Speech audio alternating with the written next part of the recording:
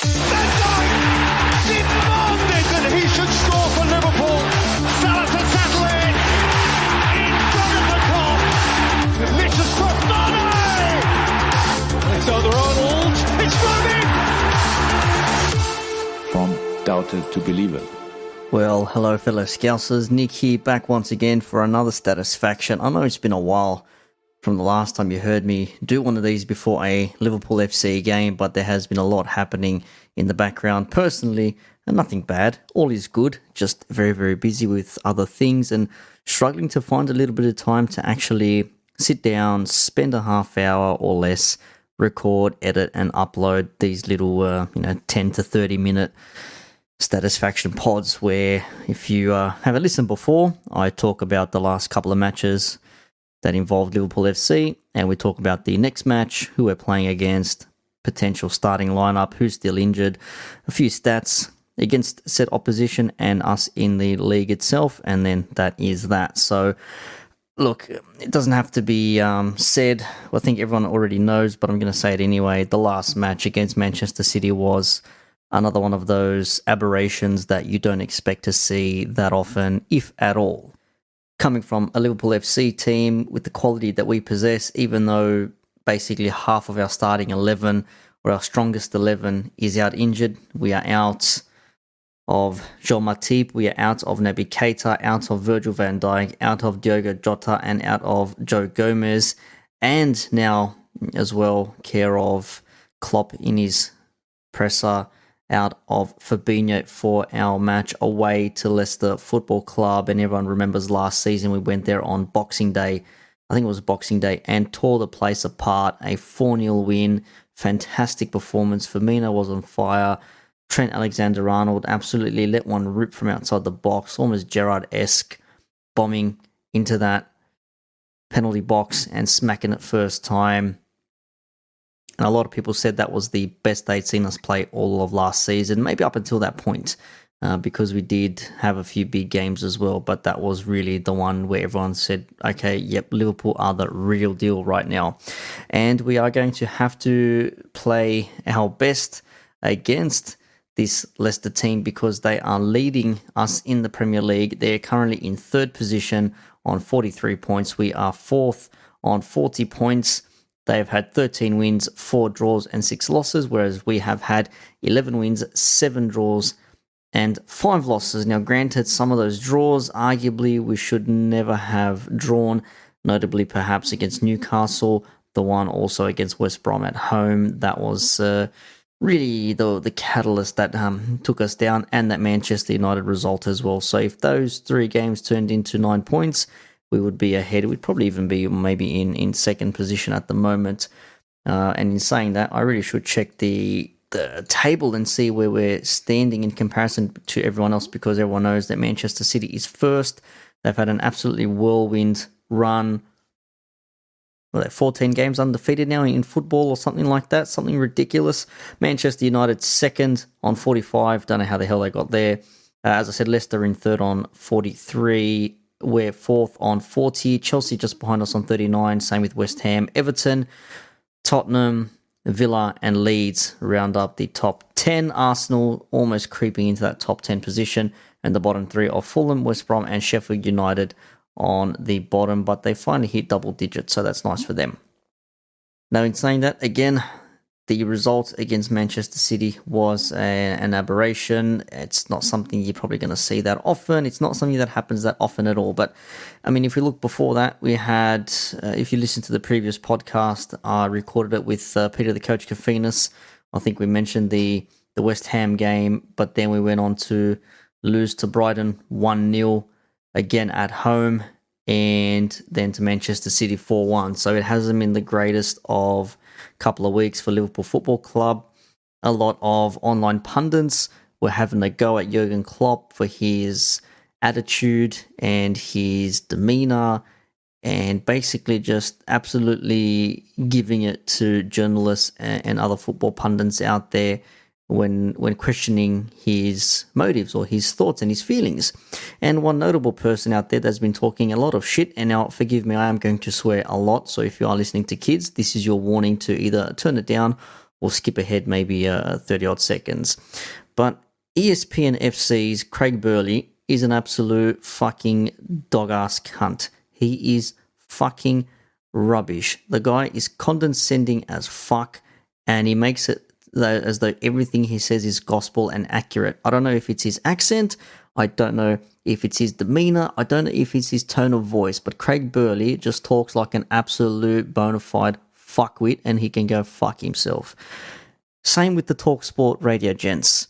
Goldstein, Cundy, Durham, all those blokes, they're all muppets. They've got no fucking idea what they're talking about. They're just on there to spin shit, make people listen, rage bait, call up, complain, and have nice little sound grabs that they can post on their YouTube channel and have fellow rival fans comment below, say, they're cracking under the pressure. I can't stand them. They're so shit. We always knew they were annoying. Now we can actually see it for ourselves. It's just nonsense. It's not needed. Now, the reason for all this, for the hate or the criticism towards Jurgen Klopp, one, notably, yes, the results have not been going in our favour. We have lost more games than we would probably like in a regular season. No one wants to lose any games, but reality is you're probably going to lose a few games every now and again. The Anfield streak is gone, 68 games undefeated until that, again, very freakish result for Burnley, then the 1-0 for Brighton, and the 4-1 against Manchester City. And we find ourselves in a very precarious place. Klopp is now talking about fighting for top 4. I think that's where we're going to be finishing at. And if you listen a couple of months ago, in December even, we were all on the podcast talking about, don't worry about Manchester United creeping forward. Manchester City, when they were still in 8th, 7th, 6th, whatever they were, Peter said it himself. Peter, the coach, said it himself. He said Manchester City are the only club they can put 5, 6, 7, 8 wins in a row together and creep up the table. And lo and behold, they definitely have done that. So I guess you can say the couches are prophetic in that way. But in saying that, we are here to talk about Liverpool FC. And whilst I still remember my thoughts, the reason why Jurgen Klopp may be a little bit bitter or aggressive or tiresome towards reporters and other pundits in football is because, sadly, news came about the other day that his mother Elizabeth had passed away at the age of 81, I think it was, and he was unable to travel to see her due to COVID restrictions, and that is just devastating for any person, no matter the age or location around the world. Your mother is probably the only one that will love you unconditionally, regardless of your demeanor, your situation, your circumstances. So our condolences and our thoughts go out to Jurgen Klopp, and may Elizabeth rest in peace. And that may be why he has been so shitty in the last couple of weeks. But of course, pundits out there will just say whatever the fuck they want to say, because to them, they don't give two fucks. It's all about clicks. It's all about generating revenue. It's all about ads. It's all about getting the views counted up. And once again, fuck Craig Burley, fuck ESPN FC, and fuck the TalkSport radio gronks out there. Now, for those that don't know, gronk is a very Western Sydney term for a bellend, if you will, a douchebag, a moron, someone you don't like, you despise. Anyways, I've said my bit there. Now, let's talk about our upcoming fixture against Leicester City, shall we? Because that's what we're here to talk about. And, of course, after that, 3 days later, we're away playing Leipzig in Hungary or something. I don't even know where the hell we're playing that game, but we can't play it in Germany because of COVID bullshit. So we have to play it away in a neutral venue. But before that, Leicester awaits. And as I said last season, we beat them 4-0 at the King Power. Fantastic performance there. But this one's going to be a little bit different because we are missing Fabinho. So that means no Fabinho, no Matip. Effectively, we're in a makeshift centre-back pairing once again, in which case you're probably going to see Jordan Henderson sit there, which I really don't like. I think it's pointless. I think it's useless, but I understand why he's put there in that position. Now, probably the only good thing is that we're going to see one of our January signings in Kabak, potentially starting in this match. I think Davies was not even in the lineup last week. So Davies may still need some time to get into the swing of things, but Kabak, coming from having played in Germany most recently, he will most likely start alongside Jordan Henderson, in which case you're probably going to see maybe Nat Phillips or Reece Williams on the bench as a potential backup if Davies doesn't start on the bench either. Now, that would mean that our midfield has a bit of a rejig, in which case if we have no Fabinho to put into that position, it would be nice if we had Davies and Kabak playing, but they haven't played together, and I don't think the week of training, having the FA Cup or the Carabao Cup week off, would have done a lot of good to those two players. But I would have thought that Klopp would have put them together and actually had them thinking a little bit as to how they're going to approach this game, or just get a feel for how the team plays in the system that we're in. And I think that we are going to see, hopefully, something decent in the midfield in that case. Thiago most likely will be starting. You're probably going to see Wijnaldum as well, after he would have had a nice rest during the week, because he's been playing a lot of football lately. The other one in the midfield is an interesting one. Do you start with Shaqiri? Do you play with Chamberlain?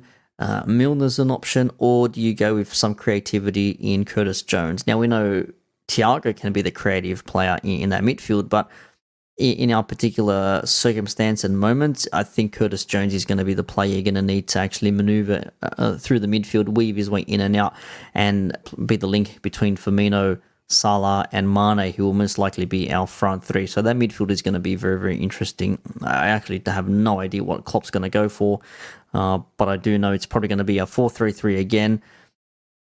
If only we could see a bit of a change of shape or a change of formation for this squad against certain teams, because Leicester will probably play their counter-attacking football with three at the back, five in a midfield, or maybe a diamond midfield with some wing-backs.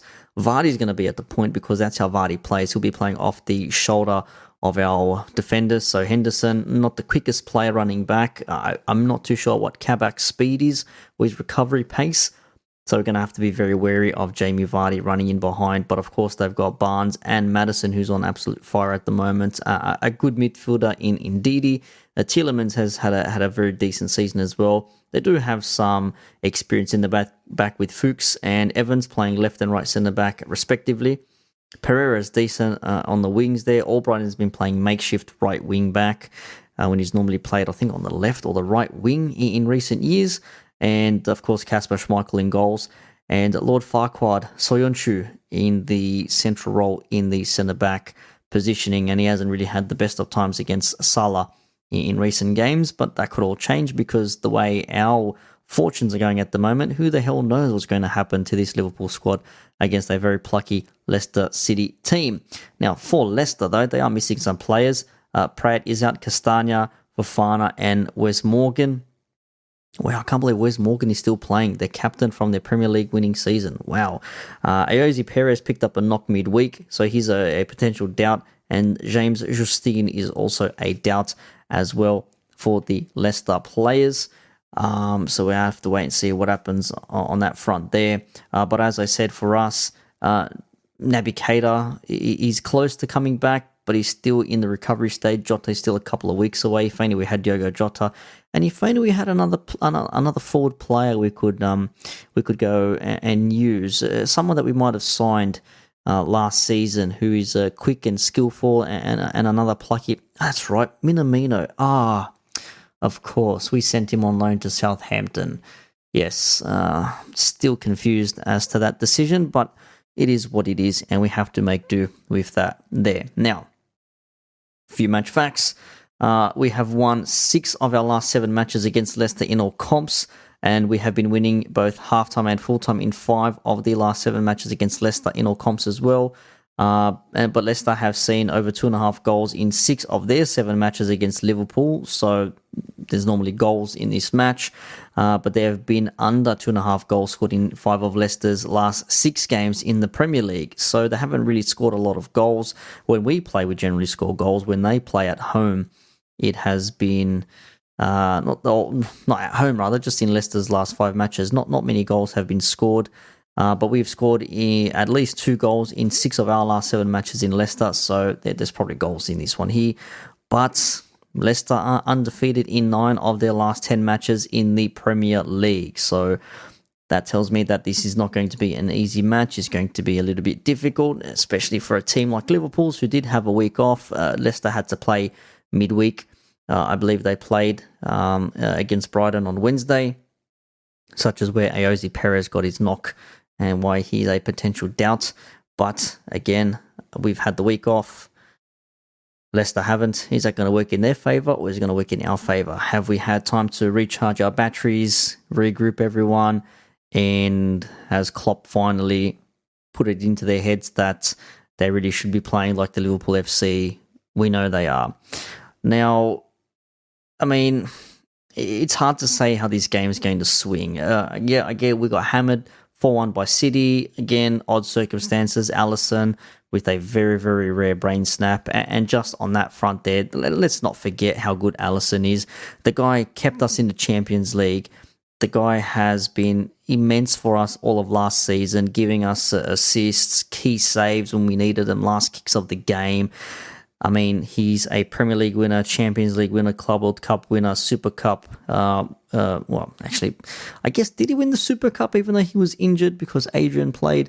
In any case, he's won every major trophy for Liverpool FC. So I think that's safe to say that he had a blimp and he'll come back from it stronger. So there's no issue there. I definitely do see him being back in goals again.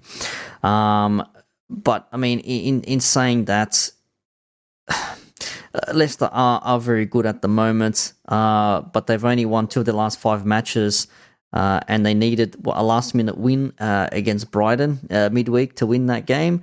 So, you know, Rodgers has lost all 3 matches against Liverpool as a Leicester manager, and it wouldn't be a shock to see us win, but in our current form and the way things are going for us, I don't see us actually running riot like we did last season. So this could be a very tight and an odd game. Could be very cagey. It's probably going to be a goal in. It could be like a 2-1 or a 3-2 for either team. Either way, I absolutely have no idea where this is going to sway. But what I do know is that this is not going to be a run riot match, and we are going to have to maybe work for our for our bread in this one. And we have to look out for Vardy, even though the guy's in his early to mid 30s now. He's still very deadly. Maddison can still play a lovely ball. Barnes is also very good as well. Tielemans and Ndidi running that defensive line there in the midfield. But we've got quality. We do have at one point, the deadliest trio in world football in Mane, Firmino and Salah. And there are players there. It's a bit of a blimp. Hopefully they've shook it off and they will come back bigger and stronger in this match in about in a day's time. So I'll be kicking off around I'm recording this just after 12 a.m. Friday night, Saturday morning. So they'll be playing in about 24 hours time from when I'm recording this. So I look forward to watching that game and hopefully cheering on a Liverpool FC win, because we definitely need the win. We need to get ourselves back into a position to be closer to second and therefore closer to first. But Manchester City are flying at the moment, and who the hell knows if anyone's going to catch them. But for this Statisfaction, I think I've pushed about 20 minutes. Thank you for listening if you have. Apologies for the rude words, but I felt they needed to be said about the bullshit I've been seeing in the last, not just few weeks rather. Again, with ESPN FC's rubbish punditry, the TalkSport Muppets, and everyone else who just decides to be a talking head and just claim things without actually knowing what the full backstory is. So I hope they have a look at themselves and realise they've been absolute twats in the last couple of weeks. So I have been Nick. This has been the LFC Couch. Up the Reds. Again, 3 points is what we're looking for against Leicester. Let's keep climbing and maybe get close to Manchester City and make it at least a little bit competitive in the last couple of months of this season.